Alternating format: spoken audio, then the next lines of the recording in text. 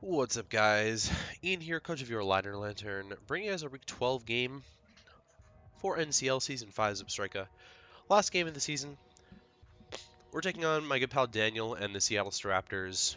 He's got a mono intimidate team. I'm bringing some funky stuff. If you haven't checked out the team builder, you should definitely check that out.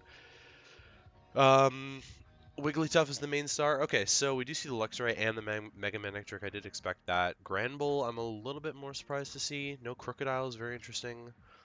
Staraptor Ments, Arcanine, definitely start to see the Arcanine, and then Dual Electric. Happy to not see Hitmontop at the very least.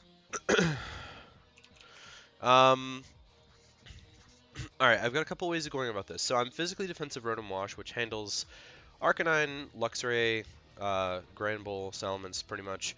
He does have the Heal Beller. I don't know if he's going to use that to his advantage or whatnot.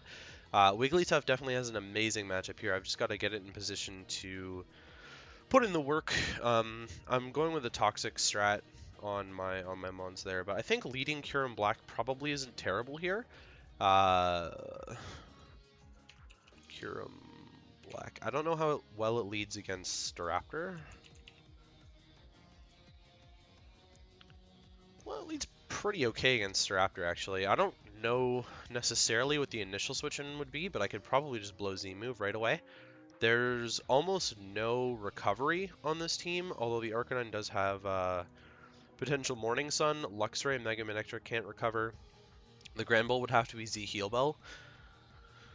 Salamence and Staraptor get Roost, and Arcanine gets recovery. So I would probably just click Ice Beam right off the bat, to be honest.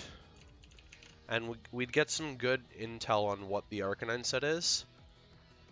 Yeah, so there's the Staraptor lead, and it is going to be Reckless.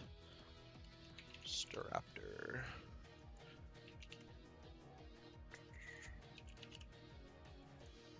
Okay, so I'm not dying to Final Gambit, which is good, because it means I can just click Ice Beam here. Or I could just click Roost. That's also an option. I like the idea of just Ice Beaming right off the bat, because I don't really lose anything for clicking Ice Beam. I could also be really ballsy and click Earth Power here, trying to catch an Arcanine switch in. Arcanine. See, Freeze Shock into Earth Power will not kill it without Rocks Up, and I don't have Rocks Up. So I can make a really ballsy read, click Earth Power here. I could Roost on a potential Final Gambit, which won't kill me. Roosting isn't a terrible option. Just means the Arcanine's in a good spot against me, and he knows that I'm not Scarfed at that point. Earth Power is such a ballsy play, but I really want to make it, because there's no... Okay, so first of all, there's no way he's going Salamence here. So I don't need to worry about anything being immune to it, except for this Staraptor staying in. I don't really see a reason why he would want to stay in with it, though. I'm gonna Earth Power. I'm gonna predict a U-turn here. We're gonna Earth Power. Now, you know what? The Granbull could come in as well. I think making the safe Ice Beam play is better.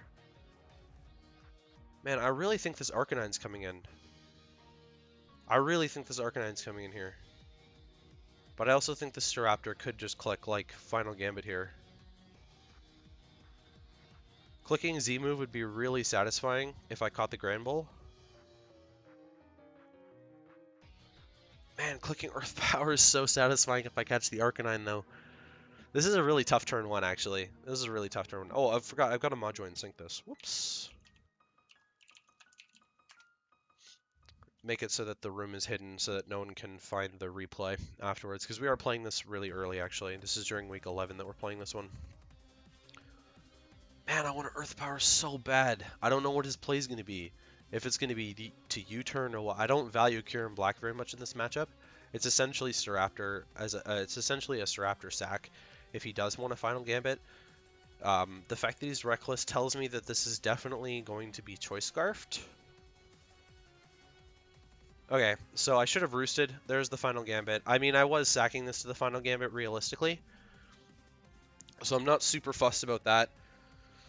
I thought he might U-turn. I'm definitely sad I didn't click Roost. I thought he might U-turn, but the Staraptor's dead, so I guess there's that. It's a mon that's not running Intimidate this week, so it's not really fodder for Wigglytuff. And in all honesty, that one really scared me, so I'm glad that it's dead. I am very glad that it's dead. I guess he didn't want to U-turn into the Arcanine, which is a little bit strange to me. Maybe he thought that a Fusion Bolt was coming off. Which is safe. He didn't really have a safe switch into the combination of Earth Power, Ice Beam plus Fusion Bolt. I didn't bring Fusion Bolt though. Okay, so in comes the Salamence. Now I can just sack this off honestly, and click Z Free Shock if I wanted to. He may think that I'm locked in to Earth Power. I don't really have to like overplay this because I don't really hold a ton of value in Kyurem-Black this game. So we've seen that it is indeed Intimidate Salamence. -1. I mean, I could just Z-move here. If it wants to Dragon Dance, then that's a thing. And if it's Yachi Dragon Dance for whatever reason, well, Ice Beam goes through Yachi. I mean, I think I just Z-move here, to be honest. He actually just misses Fire Blast. Oh, yikes, man. Sorry. Fire Blast would have killed me there for sure. Well, that's out of the way. I mean, I guess I just go for damage with Kyurem-Black, right? Like, there's no reason for me not to just, like, leave this in against whatever. Except for Mega Manectric, which I just go Piloswine on. Alright, so in comes the Manectric. I'm going Piloswine, and I'm going to get my Rocks. Both of his removal options are dead. And Rocks really helped me out against the Arcanine. So it's pretty much a no drawback play for me, going into Piloswine here. Wonder if he's going to click Overheat, though. He clicks Flamethrower, just 18, so we'll be able to find out what sort of set this is. Based on the 18% from Flamethrower, rather than Overheat. Flamethrower. So it's probably Timid. If it was Modest, it would be able to outspeed my Serp. So it could still be Modest damage, just a low roll on Modest. I'm going to get up my Rocks now. There's the Magnet Rise, very interesting. I'll go for a Toxic then. Doesn't really change how I play this 1v1 out very much, I don't think. Okay, well, missing Toxic does. Crit. Alright, well, he's definitely made up for the Fire Blast miss already. Good lord. Okay, if it's Modest... I kind of feel like going Alakazam here. I kind of do feel like I want to go Alakazam here. But getting off an Ice Shard isn't the worst play in the world. Because this is kind of the only thing that I'm actually keeping Piloswine around for. Wow, Magnet Rise is still going. So Ice Shard again. Nice crit, nice. And we're still alive. So, I mean, if we get another crit Ice Shard, then that's going to be helpful. Nah, that's okay. We'll take a 1-for-1 Piloswine for Mega Manectric, though. I'll actually take that pretty much every single day. Really no reason not to take that. So, I think my question now is, do I just go Alakazam, or do I go Wigglytuff? Kyurem-Black actually outspeeds everything, and I could get a hit off. I think I'm going to go Alakazam, actually. I'm a very defensive Alakazam. So this isn't... It looks like it's maybe Quick Feet Granbull. I can potentially set up Alakazam against Granbull. I can potentially set up a barrier on this right here, actually. Yeah, I'm going to do that. I'll set up a barrier.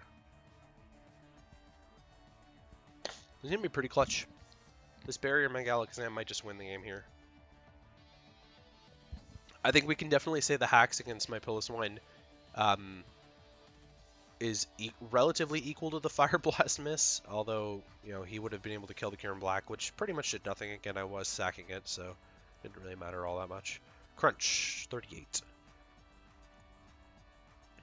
Crunch. Did 38 to +2. So this is very offensive, Granbull. In fact, it looks like his Adamant max attack, based on the crunch damage there. So if I get to +4, then I'm fine to recover. Bear up again here. There we go. Get a recover off. I should be two-shotting this with Psychic. So I'll just click Psychic here. Well, pretty close. Recover again. No defense drops yet, which is interesting. I don't really think I need to get to +6. But maybe I do. I don't know. I'll recover again here. I'm not sure how relevant it is against the Luxray. There's the first defense drop, which doesn't really matter in the grand scheme of things, I don't think. +3 is still just as good against the Arcanine and the Luxray. Or it should be, at least. Now, if I get to +5, I mean, it's pretty... I think I can just recover on Arcanine or Luxray, though. Just pick off or kill there. I can still probably recover on either of these.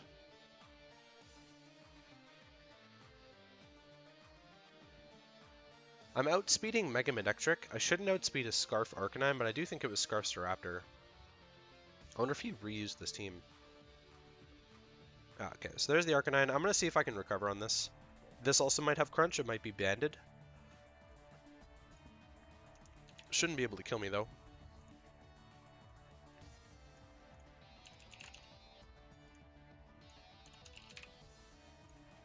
Nope. Should not. Sunny Day. Okay, so... Sunny Day. Special, maybe?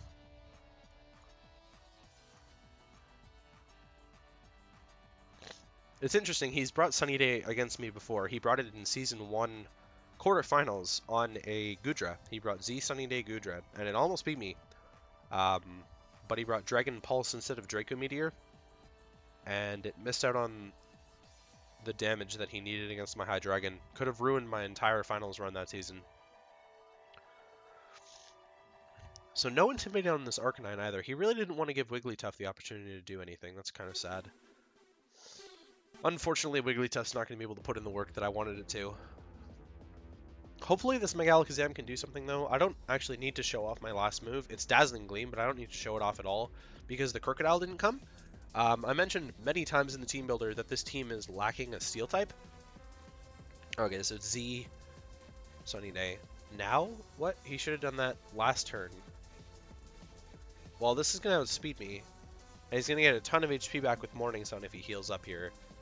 I'm confused why he didn't Z Sunny Day the first turn.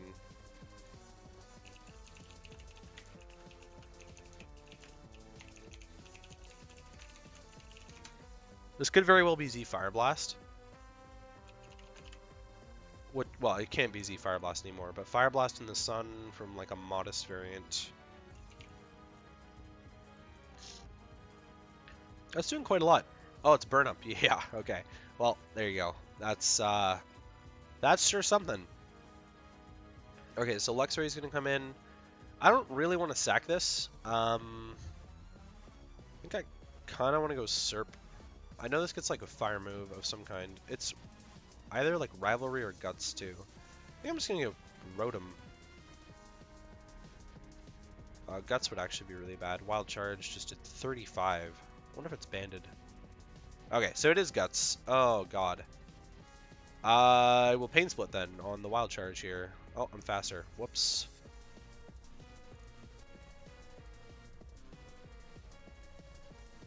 I guess I just Pain Split again. Oh, I'm gonna die. Oh, you clicked Fire Fang. I'm not gonna die. Pog. Hit the Hydro Pump, and then we'll win. Nice. Alright, so we pick up a 5-0 win over Daniel to finish out our season here. So we are going to move to 11-1 plus 25. Not the best differential for an 11-1 record, but it was a pretty dominant season. I mean, realistically, I don't really know if that miss changes anything. Like, in my mind, it probably doesn't change much. If I'm in Daniel's position, I don't think that the Fire Blast miss actually did anything besides, like, picking off my Kyurem-Black. I mean, realistically, Kyurem-Black did nothing for me this game after the Staraptor died. Its main purpose was to tank the final Gambit. I mentioned that in the team builder, that Spiritomb would have been a better option than Kyurem-Black in that particular position. But I was able to get the kill on the Salamence with Kyurem-Black anyways, and then it still lived. Piloswine definitely the MVP of this game. Rock's put in a ton of work. And it took down the Mega Manectric single-handedly, which was a big issue for the Rotom-Wash later on. You know, with a Mono Intimidate team, his team is very physically biased.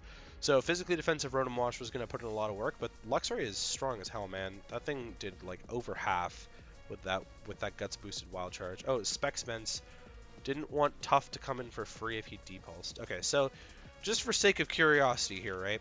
I had some special defense investment on my Wigglytuff and a ton of HP, but he was choice specs.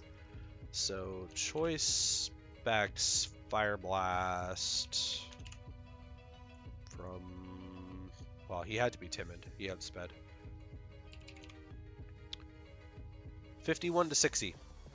So, you know, take that as you will as well. I think probably eventually I would have been able to just stall out the Fire Blasts from the Salamence. I mean, realistically, Wigglytuff got to come in on that after Kyurem-Black died.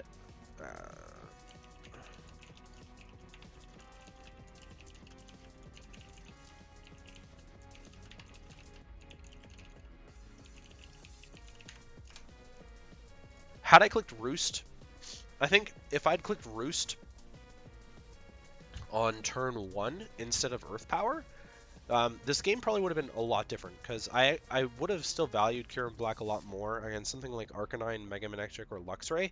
But because I clicked Earth Power and went for the big boy play, tried to catch the Arcanine on the Ice Beam switch, Kyurem-Black ended up basically fodder, and that's why I was sacking it against the Salamence there. So that's just sort of how things were going to go. Unfortunately for Daniel, I believe he's locked into auto relegation now, so we will not be playing him next season. I wish him the best of luck in Blitzel. If he returns, of course. Daniel's a very good friend of mine, so it's always fun to have a match against him. And I will see you guys for our quarterfinals team builder, where we are taking on someone who I don't know yet, because I haven't chosen who they are, but I will have chosen them by the time the team builder rolls around. Have a great one.